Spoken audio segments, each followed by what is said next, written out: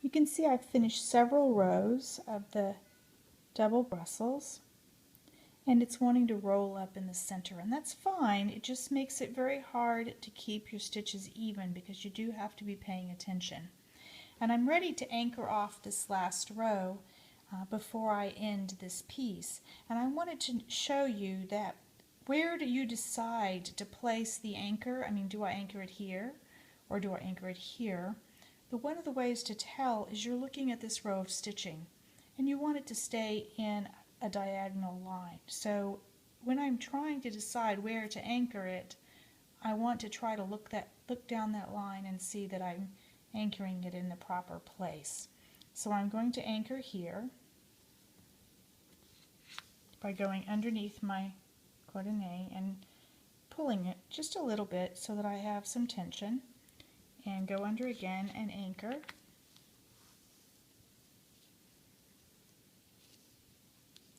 So now I've anchored that last row to the edge on the coordinate. And now, because my stitches can be stretched and pulled down to my final coordinate row, I don't need to add another row of stitches. If I couldn't stretch this down and have it look good, then I would need to add another row of stitches, but I don't need to do that. So now I can whip back around the coordinate, and I usually put, if it's this loose a weave, one in the middle, and then I'm catching the thread, the loop from the previous row of work, and going under the coordinate, and I'm just whip stitching it to the edge.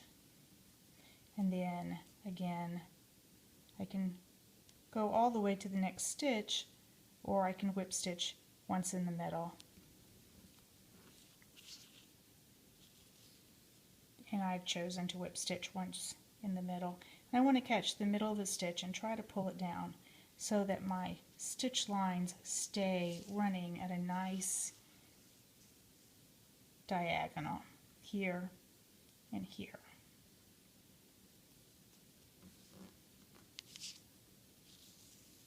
And that is how we finish off a section of lace.